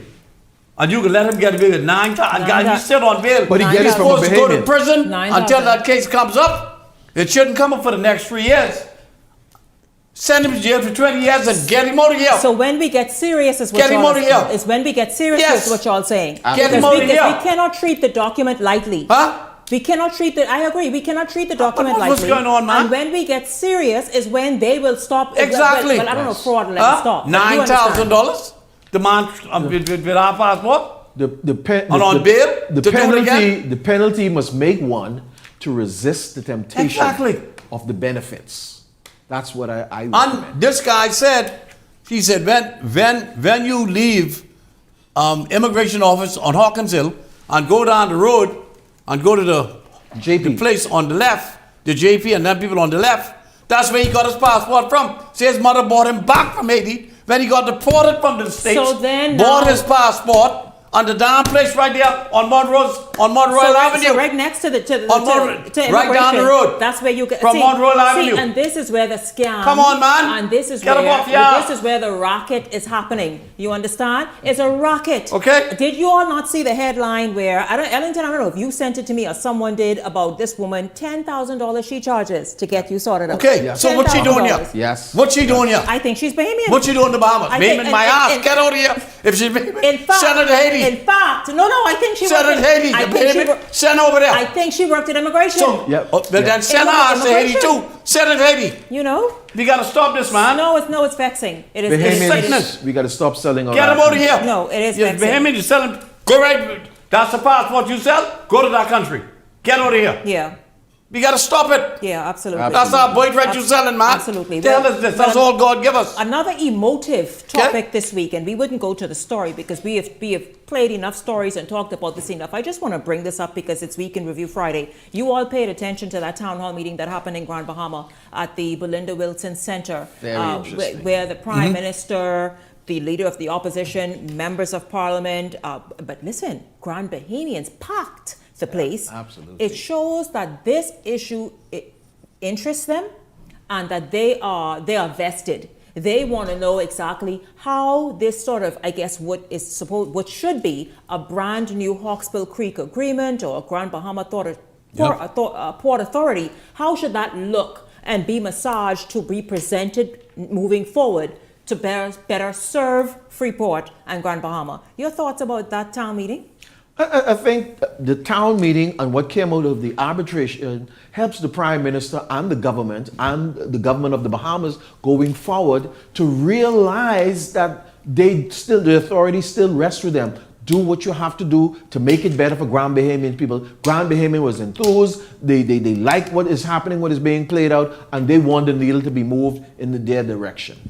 Listen, you know, I said on Steve McKinney's show when we were campaigning 5 years ago, that same Philip Brave Davis was going to be the next Lyndon Pinton of the Bahamas. I said it because he had the guts to say we either go to court or we got to go to arbitration. That's some heavy lifting. He went to arbitration. He won. I don't care what the opposition talking about. You didn't win. Everybody break. There's no such thing as breaking even. The Port Authority won one. That's it. You don't have to pay the $357 million. The rest was taken back. I tell you, in the 60s, Bahamians couldn't reside in Grand Bahama after 10 o'clock. Black Bahamians had to move out out of the city limits. So, gentlemen, would you all think when Michael Pintard, leader of the opposition, said, listen, no, the Hawksbill Creek Agreement does not need to be, first of all, done away with. That's what all Toms do. Revised or revisited. That's what Toms do. They want bow to the white man at every gesture. Leslie, but the white man is Bahamian. The white man... That has nothing to do with the glam color of his skin. He's Bahamian. So he's Bahamian, so what? I'm Bahamian too, I'm black. Or, I can go for half white Shanique, and if I want to. I have seen the leader of the opposition made some adjustment in his position, even as this began to play out. And I'm sure he's going to make some further adjustment because... by his constituents in Grand Bahama. He's going to make some further adjustment to that. Change. The Hawksbill Creek Agreement, we cannot continue with business as usual. These persons that are on the scene are not Sir Jack Hayward and Edward St. George. They don't have that passion for the development and growth of Grand Bahama, Freeport, like those men do. And so there has got to be some stuff that the government have got to step in, use its power as a government, as the sovereign government, which the Hawksbill Creek Agreement, the Grand Bahama Port Authority, and all of them come on. But the Grand Bahama Port Authority don't have any more assets. No. They sold off all the damn assets over the last 20 years. Yeah. It's a shell company. And Brave Davis is the only one who had the guts to say enough is enough. He lived in Freeport for about 10 years, you know.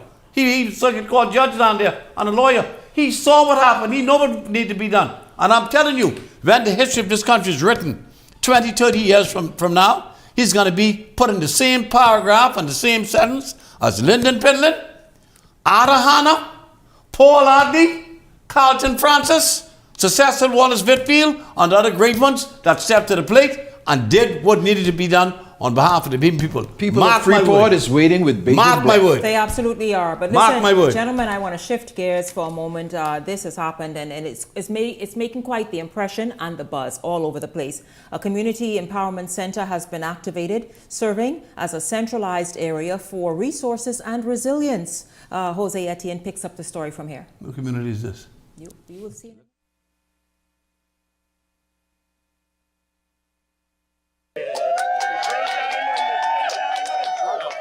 A new community hub aimed at empowering residents of Fort Charlotte is now open on Farrington Road. Prime Minister Philip Davis and other government officials were among scores of constituents, party supporters, and loved ones present as they all beamed with excitement, witnessing a major milestone for one of their own. The mastermind behind the project, PLP candidate for Fort Charlotte, His Excellency Sebas Bastian. Hope has a permanent address. Welcome to the Fort Charlotte Technology, Arts, and Culture Center. Bastian says this new center will unlock the potential for those who will take advantage of a major initiative that's now within reach. Because Fort Charlotte never lacked talent. Fort Charlotte never lacked resilience. Fort Charlotte never lacked determination. But every community needs a space where potential finds direction. Shortly after the ribbon cutting, officials got a chance to see the finished product for themselves. But here's the catch. What they saw is just phase one of a project that will blossom even further. We will learn digital skills that will prepare them for the next technology-driven world. Young people will have access to computers, mentorship, and academic support that will help them move confidently towards their goals. Entrepreneurs will find guidance, resources, and a space to develop the businesses that will strengthen our local economy. Work for Phase 2 will begin in July, and Bastian says its completion will make the overall center bigger and better. In Phase 2, we will introduce advanced technology labs that will prepare residents for career in digital industries, a culinary arts academy that will support hospitality and entrepreneurship, a fitness center that will promote wellness, and a modern co-working and meeting space that will give entrepreneurs the environment they need to innovate and grow. Today was a proud moment, not just for the aspiring Member of Parliament, but for the outgoing representative, Alfred Sears, who expressed confidence in the man who he's passing the baton to. I am pleased and grateful that I was here at this moment to give an endorsement to someone who is ready for this time. And Sebas, I want to say that I am so proud of the work that you have done. As it relates to the project itself, Sears encouraged residents to embrace it while touting the constituency building that once stood tall on Boyd Road in the heart of Fort Charlotte. And that was built, he says, by those who ran with the party's vision. In 1986, the money that they had raised purchased the building on Boyd Road for the first community center owned by the people in Fort Charlotte. Jose Etienne, Eyewitness News. Well, I've been seeing that trend online. Really since yesterday, overnight, this morning, saw that trend there. Many people think it's a great idea. I even saw there's a I don't know how many days a week, but women seniors as old as 95 years old are having an opportunity to go and exercise, and just that community feel really just wonderful there. So listen, now it's time for our new segment. And perhaps Mr. Bastian is in this segment as well. But fresh off the campaign feed, every Friday, whether it's one, whether it's a handful of them, we'll be looking at what the candidates are doing on social media. Yes, Leslie, what the woman get him when W supposed to go to court today now. Who is? COI. Leslie, who's supposed to go to court? The woman ain't get her money yet. I just remember that. Can't get first lie, he holler, but she ain't cashed the check. If you got a cashier's check and come out of your account, you ain't gonna never know if she cashed the check because it ain't your money no more. He hasn't given the woman no money. So there's a court. Well, I wonder if I don't know if the news. Supposed to be today. Okay. We'll see if the news look at it and cover it. Then we'll see. Well, Lincoln have millions of dollars, Leslie. Lincoln can pay that. Huh? Don't worry about it. Lincoln can buy you a good meal at Burger King on a good day. Let's go, Justin. Fresh off the campaign feed. Let's see exactly what you come up with first. This is how we do it. This is my assistant right here. The neighborhood, man. The neighborhood's getting together and helping, doing their part. This is what it's all about. This is my assistant. We're going to get this done. We're taking up all the little bags that we packed up, that we claimed as major yard, parliament yard. So those are the bags. So my assistant's helping me put them in the trash. That's how we do it, Freetown. All the way. So we started with that Justin thing. Listen, they're going to figure this out in the back there, right? So that is who you saw was in Freetown, Andrew Blue Johnson, the independent candidate. Gentlemen, we have seen him working. He's been really in the middle of a whole cleanup campaign for Freetown. And really they're trying to get the area clean and drive home the message that, listen, this is important for y'all. Let's keep this area clean. Now, again, these are images and videos and storylines, and some of them funny, some of them like that, daring and bringing the community along. Just a whole lot of things that's happening this political season. Let's look at another one, Justin. Today is Thursday. It's hot dog day. Angus beef, baby. Today we're featuring a new product, 100% juice, that's healthy and good for your immune system, for your digestion, and for your lungs, and to cleanse your liver.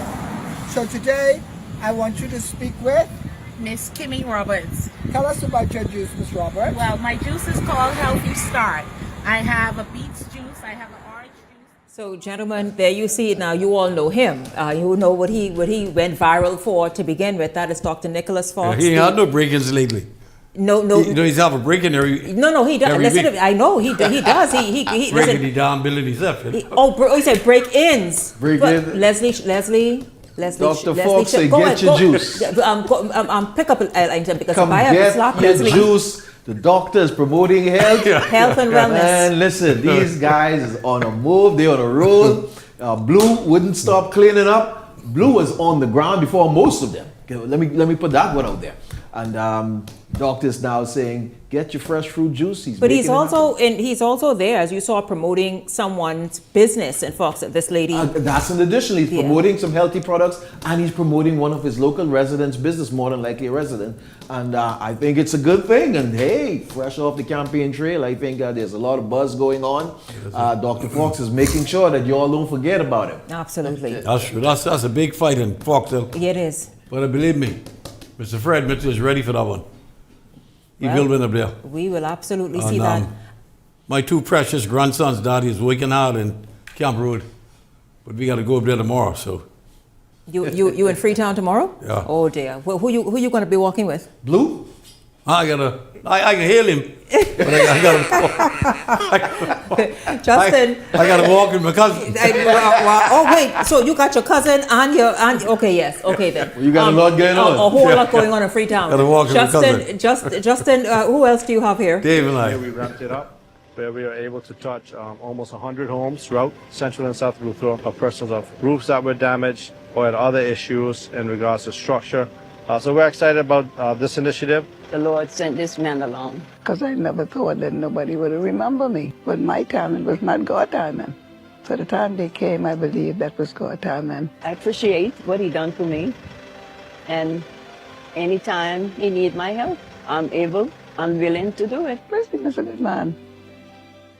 Well, there you have that one there, that Central and South Eleuthera clay sweeting. Again, we just at random pick this stuff because the candidates are, 90% of them are doing so amazingly well on social media. I have said it before. Social media will determine exactly, not necessarily maybe how you vote, but yes, quite frankly, it's pulling people in, it's getting people to know them on a different level. Your thoughts on clay sweeting and what to the fact that here he is, taking the time to look out for the seniors in his area. Yep. I tell you, I've always had this great concern for Clay Sweeting in his great fight. You know, he had this big portfolio of the Ministry of Works, and then he had these issues lousy where people weakened the power wasn't good, so the power was affecting the water, and Eleuthera had all of these issues, and I saw Clay kept working, he kept at it, he never stayed away from his people, he never shied away from his people, and now you see him continuing doing things for his people. Kudos to Clay Sweeting. I think he's a very good member of Parliament. I support Clay Sweeting. He's a wonderful young man,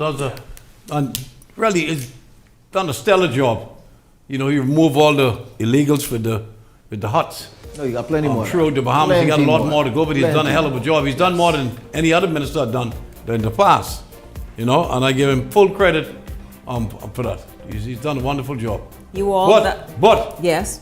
So to get the stadium ready, Thomas A. Robinson, you need to get them lousy ones you got in your ministry to go and give the Chinese to go ahead to finish the stadium, please. Time is going. I understand the Chinese now getting ready to pack up and leave because they're not getting no cooperation from the top echelon in your ministry. You need to deal with it, sir. Please. Well, I'll tell you, Fresh Off the Campaign feed is also about calling people out. So while we highlight how you are showing up on social media, they holding up the Chinese. What you're doing, they've been holding them up for the last year. Okay?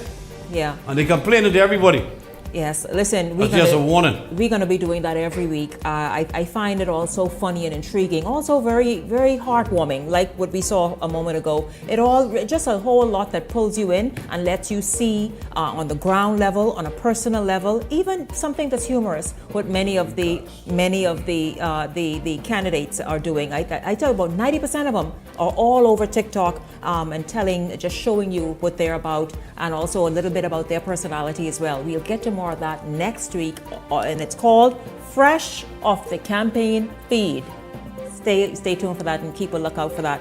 Leslie Miller, Ellington Ferguson, thank you both very, very much. It's good always seeing y'all, hanging out with y'all on a Friday. Don't go anywhere though. When we come back, we're going to tell you about a new resort that is up and coming in Black Point, Exuma. Back after this.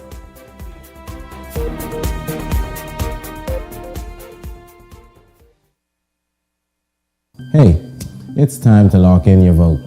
Your vote is your power. With the new boundaries in place, you may need to transfer or confirm your voter registration. And if you have never registered or didn't plan to vote, don't get left out on one of the most important decisions of your future. Make sure when election day comes, you're ready to say, your say, your vote, your choice.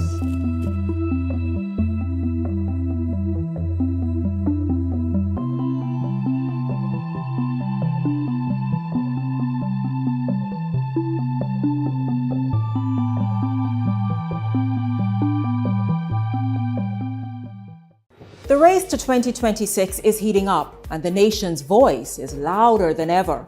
Here on Beyond the Headlines, we're checking the mood, the momentum, and the message of the people. I'm Shanique Miller. Each week, we're taking the temperature of the electorate to see what's really driving the nation. Who's connecting? Who's cooling off? What issues are heating up ahead of 2026? This is Temperature Check 2026, where journalism meets the nation's heartbeat.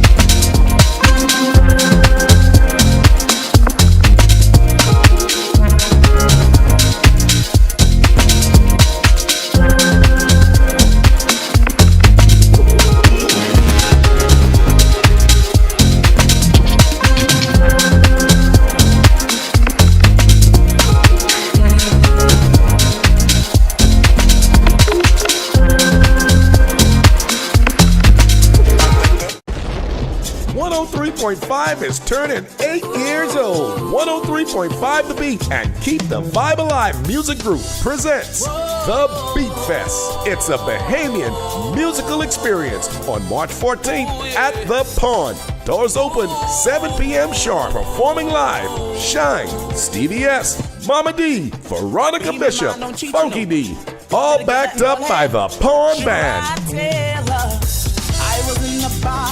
Hosted by Joe Cools, 1K Gaza, and Jess Mo. Music by 103.5 The Beat DJ. Tickets available now at all Beauty Shack locations. General admission, $30. VIP, $75. Get your tickets early. Spots are limited. Sponsored by Mazzari International, The Plug, and The Beauty Shack. And of course, 103.5 The Beat. This segment is brought to you by EV Motors Fleet Sales Division. For 2026 commercial vehicles, call 821-2403 today.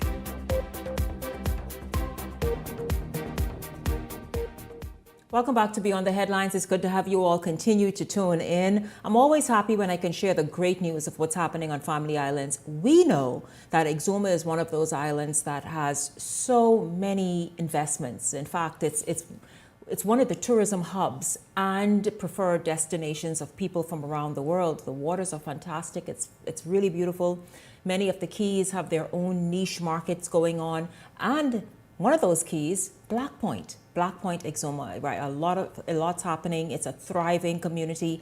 And right in the middle of what's happening, you all have seen and heard Black Point in the news recently as it relates to Samsung Key and the rest of it. But oh no, there's something happening and development and construction going on right in Black Point. And Bahamians are at the center of this. Welcome to Beyond the Headlines, Glenn Roll. Glenn, good evening to you. It's great to have you here on Beyond the Headlines. And I know that you have some amazing news. You know, we talk about so much around Exuma, the keys and all that's happening. But in Black Point, there is a Bahamian who is doing amazing things and investing a considerable amount. And let me get this right.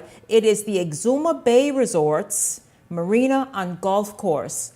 First of all, welcome to the show, and do tell us something about this amazing opportunity and project that is now in motion.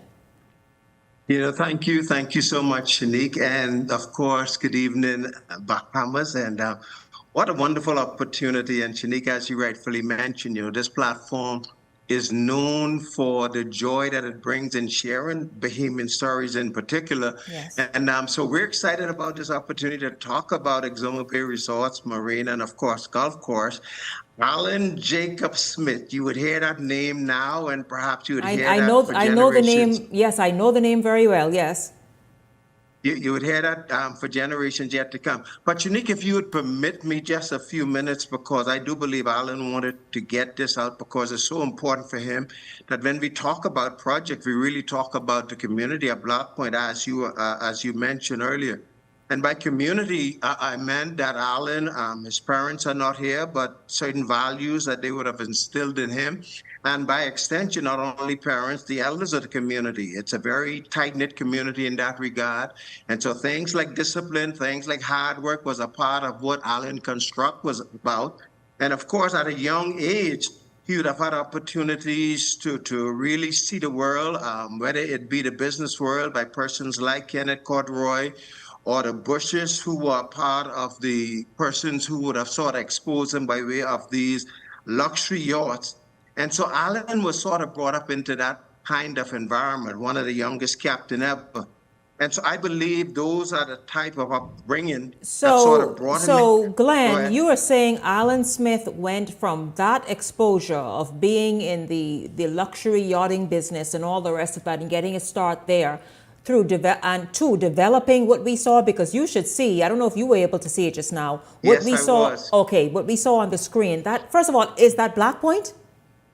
That is Black Point. And of course, Black Point means it's still very much a virgin island. But as you mentioned, what a time to share the story, right? Because so many other pieces are in place. And as I mentioned, haven't had that experience and exposure. But what is fundamental, and I think why this platform is so important, Alan wanted to equally demonstrate, notwithstanding what he saw in those arenas, that Bahamians like him can be developers of their own community. And so he would have had the privilege of seeing many persons from home develop boats, be a part of the cultural experience, build their own homes, restaurants, Airbnbs. And so what you're seeing really is a manifestation of a project that is not meant to compete against, but is meant to be a part. How do I complement these things? Right. How do I bring the world experience into a community that is considered a virgin, but yet you bring this sense of oneness together? And I think when people get to hear what this is about, the Exuma Bay project, and the support system is going to bring to the existing Airbnbs, the restaurants that exist, the church community, this is going to be what Black Point has been waiting for, and I say waiting patiently, because Alan understood. Glenn, I want to say this to you. To wait this out. I think this is an ideal time. Last evening on the show, I hope you watched, but last evening on the show, I had the Minister of Tourism, who is also the Minister of Investments and Aviation, but get this though, he's also the Member of Parliament for Exuma and the Keys in Ragged Island. He talked about wanting to see stuff like this. So first of all, let's just because I will have to bring you back to hear more. But so Alan Smith already has other investments where he has people from Black Point employed already? Alan Smith is already in motion. This has been a project. Remember, Shanique, he had to start from scratch. Road work was done significantly. He's already begun to shape what the model homes would look like as a part of the Golden Grove experience. So there's a part in terms of persons who want to find a place where they can rest and comfort. But Alan also understands that the community has to have a part in this. And so we're talking about constructions of homes for communities. We're talking about an inland marina area. We're talking about an opportunity to extend into a Gulf experience. People who know Black Point know that it's big enough to hold all of these things, but yet it maintain its sense of paradise. Like on the one hand, you have the depth of the ocean, and right across on the other hand side, you have the beauty of the beach and the depth of the water. And so when we talk about a place whose time has come, we're talking about the community of Black Point. It really is stunning. Alan gets to have a significant part of what that looks like. It really is stunning. I did not know Black Point had what we saw on the screen, that was a part of Black Point. I know Exuma is stunning. We know Exuma is lovely. We know that. But I want you to talk about, because I know a little bit about Alan Smith. He has operate and own restaurants. I want to know, outside of even this resort, which I have to bring you back to talk about because you've not told us yet what the resort is, and the Exuma resorts and marina and golf course. Yes, but what is he doing now? Because he has made tremendous investments, I understand, in Black Point and empowering other Bahamians and also bringing opportunity there and assisting with that sort of one-on-one personal individual experience with as it relates to tourism. Yeah. Well, as you mentioned, the timing could not have been better. You do have, as you mentioned, the Deputy Prime Minister, who is also the Minister of Investment and Tourism. So we have already constructed cottages there, for an example. You've already have interest from persons who find Black Point to be such a unique community in terms of the building of homes. You have significant amount of road work undergoing at this time as well. All of these things were part of what Alan brought into that regard. And so by this main extending into perhaps some of the existing infrastructure that is there. And so this time in terms of the airport, really lends itself to this project, Exuma Bay Resorts, Marina, and Golf Course, really taken off in a significant way. As a matter of fact, Shanique, since the launch of the rebuilding of the airport or the extension of the airport, significant interest have been shown in terms of, hey, we've got to come down. We want to be a part of what you're doing down there. But Alan wanted to make sure that this represents a reflection of not only what he's doing, but an extension of the community itself. How will this impact because I imagine this is just the latest project of a series of projects he has done and is doing. How will this brand new Exuma Bay Resorts, Marina and Golf Course impact Black Point and the surrounding keys?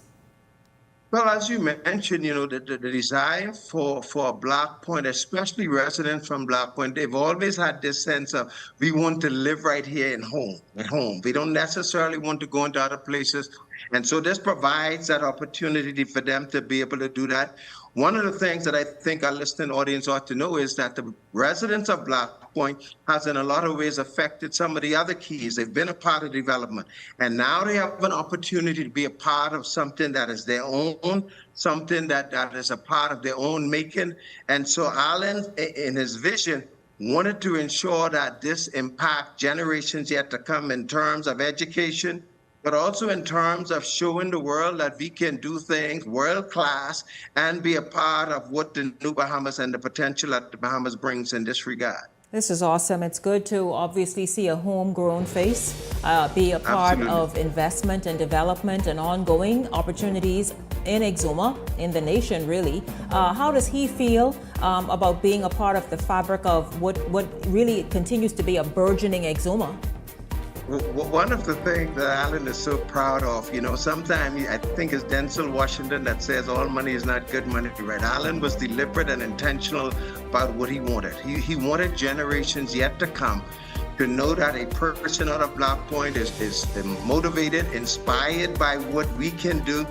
This is truly an empowerment for him. And so, he would have called this morning and said, Phil, when you go on Shanique program, I know you're going to make us proud. And so that's what he is really about. He wants to see that building and the airport and the other stuff have the signature of what an ordinary person can do. And that lesson was passed on to him by the community in very different ways, boat building, cultural expression. Now he gets to share a piece of what the Exuma look like with persons from around the world, and people are excited to be a part of what this project is going to be about. I am sure they are. We are looking forward to hearing much more, Glenn, from you and anybody else who can speak on what's happening in Black Point proper, particularly as it relates to this, because we want to know, for example, what's the status of this resort, the potential employment levels, the spin-off opportunities. We really want to hear more about that because we celebrate what's happening there as we do everywhere else. And so certainly invite you back to be able to just bring us up to date on what's happening there with the Exuma Bay Resorts, Marina, and Golf Course. Thank you very much, Glenn Roll. Thank you for joining me here. Thank you so much, and Shanique, giving for us having us. and giving us a peek into what's happening on Black Point Exuma. Thank you. Absolutely. Of course, that's Lee Miller, Ellington Ferguson, and then of course Glenn Roll talking about Black Point Exuma. Really, really incredible what's happening there. And of course to all of you, thank you so much for tuning in. I am happy that you tuned in all week long, and I look forward to seeing you right back here on Monday evening for the entire Beyond the Headlines team. I'm Shanique Miller. The Verizon Media Group, home of ILTV, Paramount Systems Limited, Eyewitness News.